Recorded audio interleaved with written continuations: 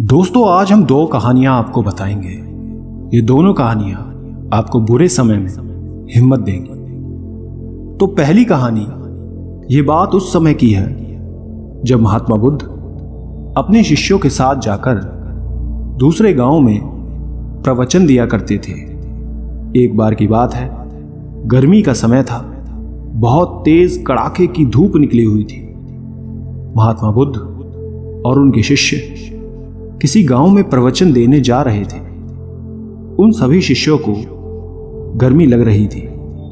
गर्मी से हाल बेहाल हो रखा था और वो सभी चलते चलते बहुत ही थक गए थे। महात्मा बुद्ध के प्रिय शिष्य अब आनंद के मन में भी सवाल उठ रहा था। अंत में उन्होंने महात्मा बुद्ध से कहा, गांव कब आएगा और यहां से कितनी दूर है, हम थक गए हैं। तो वहीं खेत में एक बूढ़ा व्यक्ति काम कर रहा था। आनंद ने उस व्यक्ति को देखकर बुद्ध से कहा कि चलिए हम उनसे दूरी पूछ लेते हैं। बुद्ध ने हामी भरी और साथ चले गए। आनंद ने बूढ़े आदमी के पास जाकर पूछा कि यहां से आने वाला गांव अभी कितनी दूर है। बूढ़े व्यक्ति ने कहा कि यहां से वो गांव अब कुछ ही दूरी पर है, आप जल्दी पहुंच जाएंगे। ये कहकर वो व्यक्ति बुद्ध की तरफ देखकर मुस्कुराने लगता है।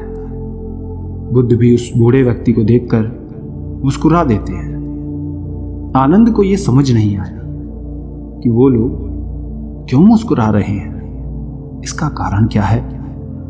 मैंने भी ऐसी कोई बात नहीं की कि जो ये लोग मुस्कुराएं।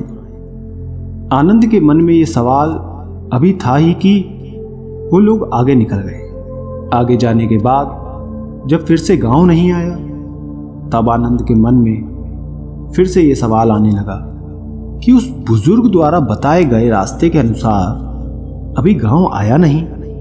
फिर रास्ते में आनंद को एक और महात्मा मिल गए। आनंद ने उन महात्मा से फिर वही सवाल पूछा कि आगे आने वाला गांव और कितना दूर है। महात्मा ने कहा कि ज्यादा दूर नहीं है, बस 2-4 किलोमीटर। ये सुनकर आनंद ने मन ही मन सोचा कि अब तो पहुंच ही जाएंगे, पास में ही है। और फिर तभी दोबारा से महात्मा बुद्ध रास्ते में मिले। महात्मा को देख थोड़ा सा मुस्कुरा देते हैं और महात्मा भी गौतम बुद्ध को देखकर थोड़ा मुस्कुराने लगे। और फिर से एक बार आनंद के दिमाग में वही सवाल उठने लगता है कि आखिर दोनों के आपस में मुस्कुराने का कारण क्या है। परंतु वो लोग आगे बढ़ने लगे। काफी आगे बढ़ने के बाद गांव नहीं आता है। अब आनंद ने एक बूढ़ी माता से फिर पूछा कि गांव कितनी दूर है। बूढ़ी माता ने कहा कि बस कुछ कदम दूरी शेष है, आप गांव पहुंच ही गए। और एक बार फिर से वो बूढ़ी औरत और बुद्ध एक दूसरे को देखकर मुस्कुराने लगे। आनंद ने फिर ये सब देखा, लेकिन वो उस समय कुछ ना कहकर आगे बढ़ गया। अब भी गांव आने में समय था। आनंद की सब्र का बांध अब टूटने लगा था। वो समझ नहीं पा रहा था कि हम गांव पहुंच क्यों नहीं पा रहे। वो रास्ते में रुक गया और कंधे पर रखे सामान को क्रोध में आकर फेंक देता है और अंत में महात्मा बुद्ध से कहता है कि वैसे तो आपने कहा है कि बेकार के प्रश्न नहीं करने चाहिए, लेकिन फिर भी मेरे मन में काफी देर से एक सवाल परेशान कर रहा है और मुझे खाए जा रहा है। कृपया कर आप मुझे उसका उत्तर दे दें। बुद्ध ने कहा कि पूछो, क्या पूछना है। आनंद कहते हैं कि हम जिससे भी रास्ता पूछ रहे वो हमें बस थोड़ी दूर कहकर आगे बढ़ाए जा रहा है और आप कभी उन्हें देखकर मुस्कुराते हैं तो कभी उन्हें देखकर हंसते हैं और वो भी आपको देखकर हंसते हैं। इस चीज को कृपया मुझे समझाइए और ये भी बताइए कि कहीं हम गलत रास्ते पर तो नहीं चल रहे। तभी गांव ना आ रहा हो और इतना समय लग रहा है।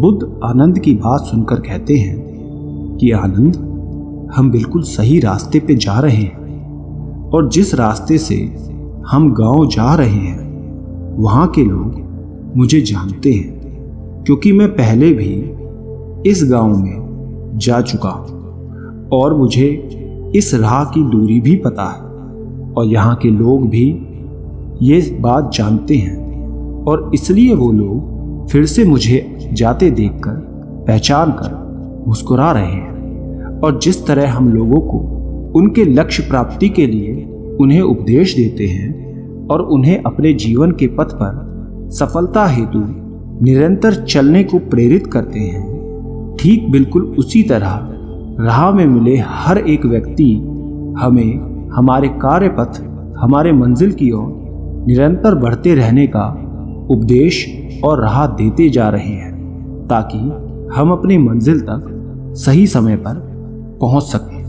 बुद्ध की ये बात सुनकर आनंद मुस्कुरा उठे और सभी एक बार फिर से गांव की ओर निकल पड़ते हैं और कुछ समय बाद वो लोग वहां पहुंच जाते हैं। इसलिए दोस्तों, जिस तरह बुद्ध और उनके शिष्य को रास्ते में कई लोग मिलते हैं जो उन्हें मार्ग जाने के लिए प्रेरित करते हैं, ठीक उसी प्रकार हमारे जीवन में भी हमें किसी न किसी रूप में प्रेरणाएं मिलती रहती हैं। बस फर्क ये है कि हम उसे पहचान पाते हैं या नहीं। हमेशा याद रखें दोस्तों, जीवन में आगे बढ़ने के लिए अवसर हर किसी को मिलता है। ये हमारे ऊपर है कि हमें उस अवसर को पहचान कर आगे बढ़ना है और हाथ आए मौके को हाथ से जाने नहीं देना है और साथ ही हमेशा अपनी मंजिल के प्रति धैर्य बनाकर रखें। बेशक उसे मिलने में समय लगे, कठिनाई का सामना करना पड़े, लेकिन एक ना एक दिन वो मंजिल जरूर मिलेगी और जब हम उसे प्राप्त कर लेंगे तो सभी मार्ग से मिली कठिनाई को भूल जाएंगे और उस जीत की खुशी को महसूस करेंगे। इसलिए धैर्य और शांति बनाए रखें। ये सफलता की सबसे महत्वपूर्ण और बड़ी कुंजी है। दोस्तों, दूसरी कहानी है, बहुत समय पहले की बात है। महात्मा गौतम बुद्ध जब भी भिक्षाटन के लिए जाते थे तब आम लोग उन्हें भिक्षा में अनाज तो देते थे या फिर जिसका वो जो सामर्थ्य होता था वो अपने हिसाब से उन्हें भिक्षा देते थे। और साथ ही यदि किसी के मन में कोई सवाल होता था तो वो बुद्ध को रोक के उनसे पूछ लेते थे। एक बार ऐसे ही महात्मा बुद्ध भिक्षा लेने के लिए एक गांव में गए। उस गांव के लोगों ने उन्हें भिक्षा दी। तभी एक व्यक्ति वहां पे आया और बुद्ध को भिक्षा देकर कहा, प्रभु, मेरे मन में एक सवाल है जो काफी समय से चल रहा है, मुझे आपसे उसका उत्तर चाहिए। बुद्ध ने कहा, पूछो। उस व्यक्ति ने कहा, हम सभी के जीवन में सुख दुख उतार चढ़ाव लगा ही रहता है। हम सभी अपने जीवन की उलझनों में इतना उलझे रहते हैं कि उसे करीब से समझ ही नहीं पाते, न जीवन जी पाते हैं, बस दौड़ते भागते रहते हैं अपने घर की जिम्मेदारियों के प्रति, अपने सपनों के प्रति। परंतु जब हम उसमें असफल हो जाते हैं तो खुद को कोसने लगते हैं। हमें ये जीवन व्यर्थ लगने लगता है। हम लोगों की बातों में आ जाते हैं। हम अपने जीवन की अहमियत नहीं समझ पाते और पूरा जीवन ऐसे ही निकल जाता है और हम अंतिम समय में अफसोस करते हैं कि काश हमने जीवन को सही से जिया होता, उसकी अहमियत समझी होती। क्या आप मुझे बता सकते हैं कि जीवन का सही मूल्य क्या है? बुद्ध ने उस व्यक्ति की बात सुनी और उसे अपने पास से एक चमकीला पत्थर दिया और कहा कि जाओ और इस पत्थर का मूल्य पता करो, लेकिन ध्यान रहे तुम्हें इसे बेचना नहीं है, बस मूल्य पता करना है। उस व्यक्ति ने बुद्ध से पत्थर लिया और बाजार की तरफ निकल गया। सबसे पहले वो एक फल वाले के पास गया, आम बेच रहा था। उसने वो पत्थर उस फल वाले को दिखाया और कहा कि तुम इसका क्या मूल्य दोगे? फल वाले ने चमकीला पत्थर देखा और वो उसे पसंद आ गया। उसने कहा, मैं इसके बदले तुम्हें 12 आम दूंगा। ये सुन व्यक्ति आगे निकल गया और इस बार एक सब्जी के ठेले के पास गया और उसे चमकीला पत्थर दिखाकर उसकी कीमत पूछी। सब्जी वाले ने उसे देखा, कहा, यह तो बेहद शानदार पत्थर है, मैं इसके बदले तुम्हें 1 बोरी आलू दूंगा, तो मुझे ये पत्थर दे दो। व्यक्ति ये सुन फिर से आगे बढ़ गया और इस बार एक बड़ी अनाज की दुकान पर गया और उसे इस पत्थर को दिखाया। दुकानदार पत्थर को देखकर कहता है, ये इतना प्यारा पत्थर है, मैं इसे रख लेता हूं और इसके बदले तुम्हें 5 अनाज की बोरी दूंगा। व्यक्ति 3 जगह घूम चुका था। उसे हर जगह उस चमकदार पत्थर के अलग अलग मूल्य को जानकर हैरानी हो रही थी कि भले एक पत्थर का इतना मूल्य कैसे हो सकता है, इन्हें इसमें ऐसा क्या दिख रहा है। उसके बाद वो व्यक्ति एक सोने चांदी के व्यापारी के पास गया और सुनार को पत्थर दिखाया और उससे इसका मूल्य पूछा। सुनार ने उस पत्थर को देखा और कहा, तुम मुझे ये पत्थर 20 लाख में बेच दो। वो व्यक्ति ये सुनकर हैरान था कि एक पत्थर की इतनी कीमत, पर उसने सुनार को बेचने से मना कर दिया। तो सुनार ने कहा, भाई 50 लाख में बेच दो। व्यक्ति ने फिर भी कुछ नहीं कहा। वो इतनी कीमत जानकर एकदम आश्चर्यचकित था। उसके मन में कहीं ना कहीं लालच भी आ गया था उसे बेचने के लिए, लेकिन उसे बुद्ध की बातें याद थी, इसलिए उसने वहां वो जताया नहीं। फिर सुनार ने खुद कहा कि तुम ही बता दो इसकी क्या कीमत तुम लोगे। उसने कहा कि मुझे माफ कर दें, मेरे गुरु ने इसे बेचने से मना किया है। और ये कहकर वो आगे चला जाता है। आखिर में वो व्यक्ति एक जौहरी के पास पहुंचता है। जौहरी उस पत्थर को देख उसे रूबी के रूप में पहचान लेता है। उसने उस पत्थर के सामने एक लाल कपड़ा बिछाया और उस बेशकीमती रूबी की एक परिक्रमा लगाई और माथा टेका।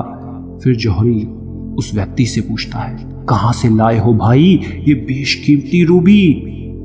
आप सारी कायनात, क्या सारी दुनिया बेचकर भी इस अनमोल पत्थर की कीमत नहीं लगा सकते? ये सुनकर वो व्यक्ति हक्का बक्का रह जाता है और भागकर वापस गौतम बुद्ध के पास जाता है, उनके चरणों में बैठ जाता है, पूरी कहानी बुद्ध को बताता है और अंत में कहता है, महात्मा कृपया करके अब आप ही मुझे मानव के जीवन का मूल्य क्या है वो बताएं। बुद्ध उस व्यक्ति को उठाते हैं, मुस्कुराकर कहते हैं कि वो फल वाला जो आम का व्यापारी था, उसने पत्थर की कीमत 12 आम लगाई, सब्जी वाले ने 1 बोरी आलू कीमत लगाई, अनाज व्यापारी ने 5 बोरी अनाज, सुनार ने 50 लाख और अंत में जहां तुम गए उस जौहरी ने इसे बेशकीमती माना। ठीक उसी प्रकार तुम्हारे जीवन की भी यही स्थिति है।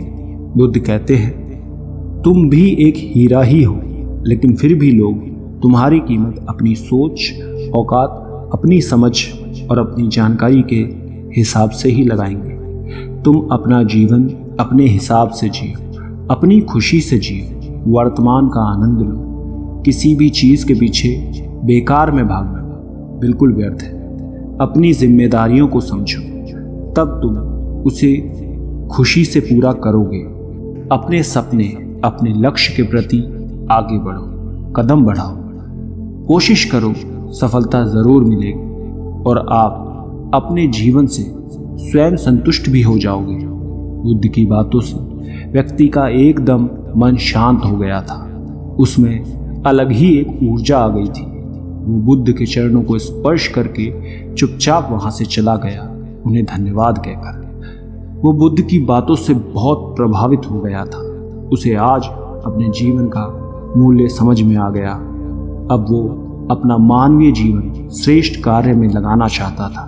दोस्तों, हमें भी अपने जीवन और प्रतिभा का मूल्यांकन खुद करना चाहिए और पूरे आत्मविश्वास के साथ कोई काम करना चाहिए। अपने जीवन में हर वक्त शिकायत करने की जगह जो है उसी में अपनी खुशी देखनी चाहिए। फिर देखना जीवन आपको बोझ नहीं प्यारा लगेगा और तभी आप अपने जीवन से खुश और संतुष्ट हो पाएंगे पूरी तरह और जीवन का आनंद ले पाएंगे। अब ये आपको तय करना है कि आप खुद को कैसा बनाना चाहते हैं, 12 आम लायक कामयाब या बेशकीमती हीरा। ये निर्णय केवल आपका है, आप खुद लें। दोस्तों, क्या समझा आपने दोनों कहानियों से? कमेंट में नीचे लिखकर जरूर बताना। धन्यवाद।